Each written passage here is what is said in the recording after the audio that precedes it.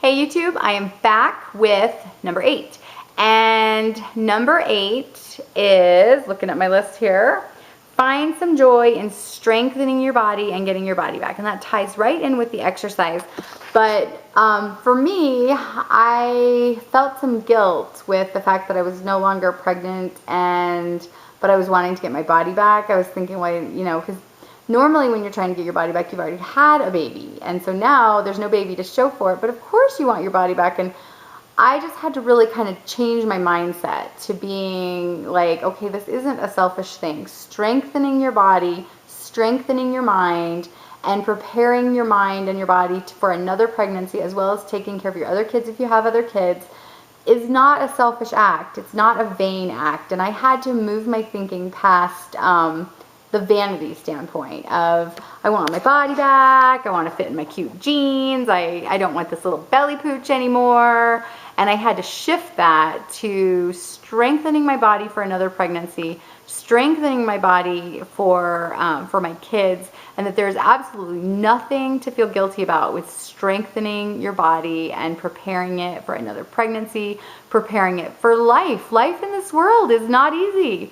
So yeah, having a strong body to take care of your family is not a bad thing, and it's nothing to feel guilty about. So just finding the joy in having strength in your body and the fact that you have a woman's body, that is just an amazing gift. All the things we can do with our bodies, just amazing. So that is number 8. Number 9, and this is like, obviously it's kind of a no-brainer, and that is to honor your baby. So we have not done this yet. We're actually going to discuss with our kids what they would like to do. I know I've seen people like do butterflies. I've seen people do videos. I think for us, we will probably do something that our kids can tend to. Maybe like a tree, plant a tree for them to like, for them to water and care for and sit by, and just know that that represents our baby. So I haven't really decided yet, but I do think that honoring our baby is going to be a really important part of our healing our kids and healing our family, and having that memory, and having a memory that we can really be part of and interact with. And so number 9, honor your baby in whatever way that you see fit. There's absolutely nothing weird about that, and I think it's a great and beautiful thing. Alrighty, so I'm actually on page 3. That's because my handwriting was huge and it's on construction paper. Alright, so number 10. Oh, I love this one. This is a great one. Okay, number 10, and you are going to be like, yeah, you're kind of a crazy person because that's really weird. But number 10 is to serve others. And let me tell you how we came up with this. Don't just fast forward through this video and shut it off now and go, that's crazy, because I'm going to tell you how this happened for us and how we learned to serve others when we were in a tragic place in our own lives. Okay, so, and this is a little bit what I was talking about with not having children that are perfect. So I've mentioned this before in a couple of my videos because it's actually kind of a significant part of our lives. My 3rd son has a heart defect, and it's a pretty serious heart defect, and he was in Children's we were life flighted to Denver. He went into heart failure at 34 weeks. We were life flighted to Denver from Colorado Springs, and he was born by an emergency C-section almost 2 months early, and then transferred to Children's and was in cardiac intensive care for a very long time there. And we met another family there that we became super amazingly close with. And they had a daughter who had hypoplastic left heart syndrome, which is she had half a heart. Well, obviously, when you're living in the Ronald McDonald House and you have a child in cardiac intensive care, you do become very close with the people around you, and you, because you go to them and you cry to them and you fear with them and you pray with them, and it's a physically and emotionally demanding experience. And so anyway, we ended up leaving, before they did. We were able to go home. They left a couple weeks after they had to. Their daughter left still on a feeding tube. So they had to train on that before they were able to go home.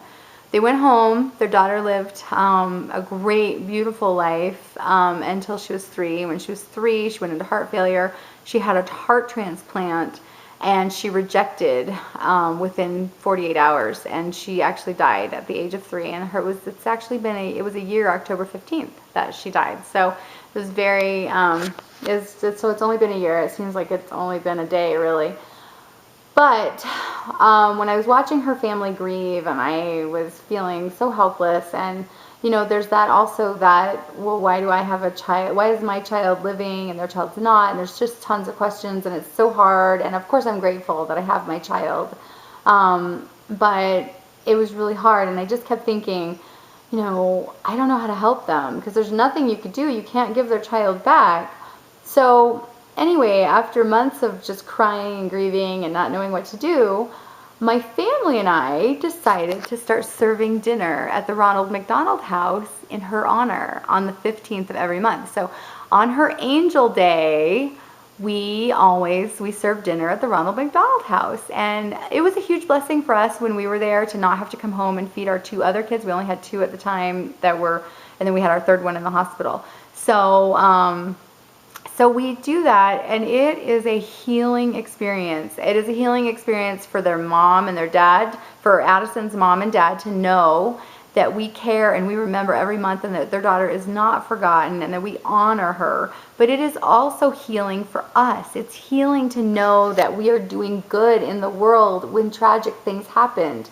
Because the last thing we want to do is make the world a worse place.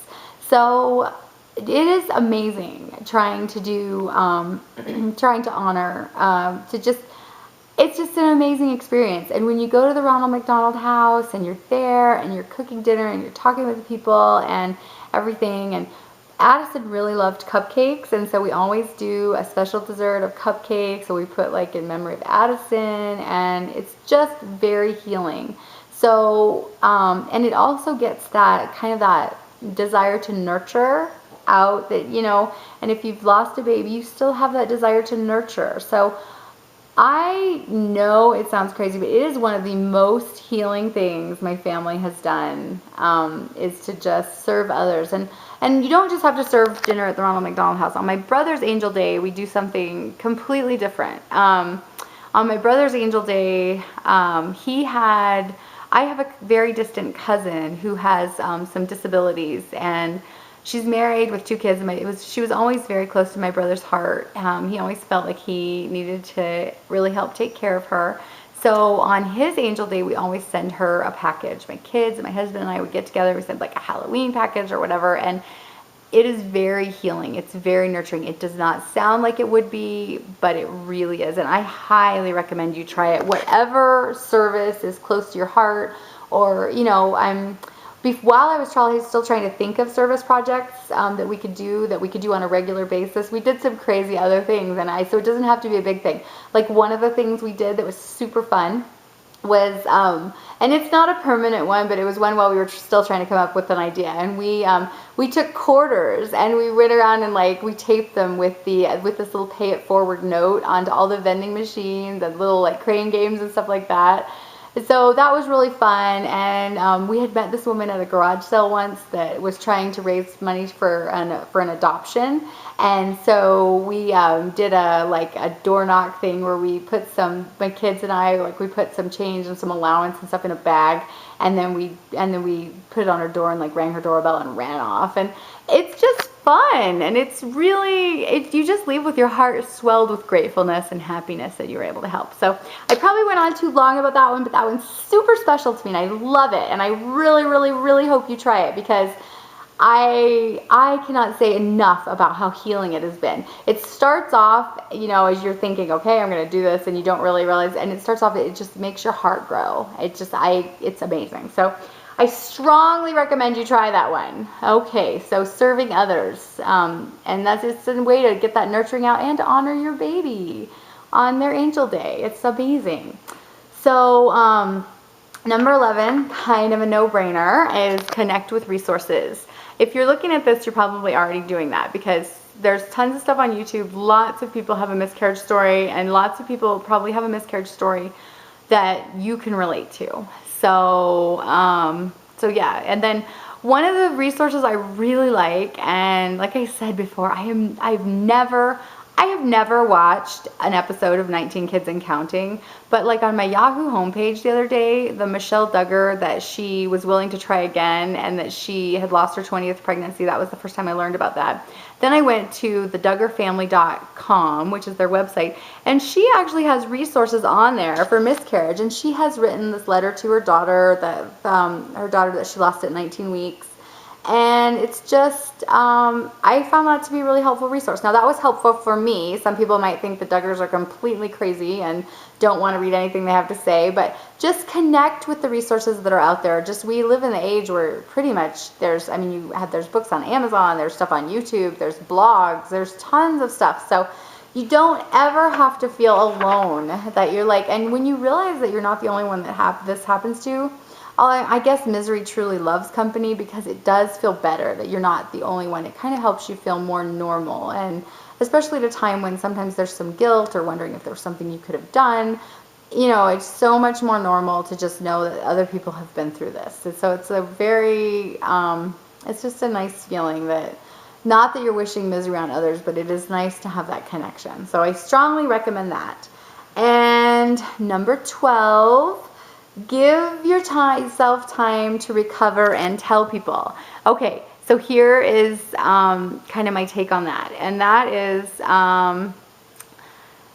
I have not told my kids, because I think I told you about the experience that with my birthday and my brother's death, and I didn't want to put that on my son's, I didn't want my son's birthday to have a connection. We've also not told my mom, because my mom's brother, my uncle, is in the hospital, and I just didn't feel like she could handle it right now. But I also have not told a lot of people, because I haven't told my kids yet. And you know what? That's my decision. And it's my miscarriage, it's my story, and when I am ready to tell people, I will. And I think before I kind of came to terms with it, that I felt like this guilt, like I felt this responsibility to other people first. Like I couldn't tell, like I needed to tell them. It was my responsibility to tell them. And I now, like, as I see, it's been 2 weeks and my kids still don't know. And we're actually planning on telling them this weekend, so that they have a little time recovery before they go back to school.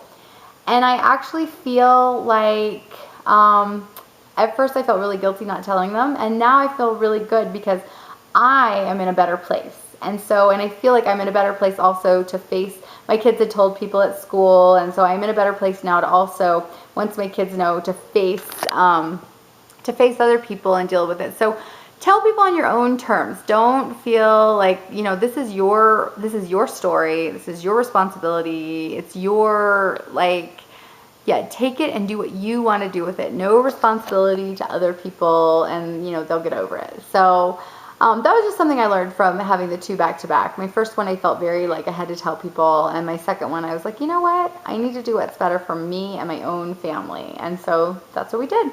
And I would highly recommend that, because I would say that healing ourselves before we told people has been a blessing. It's been much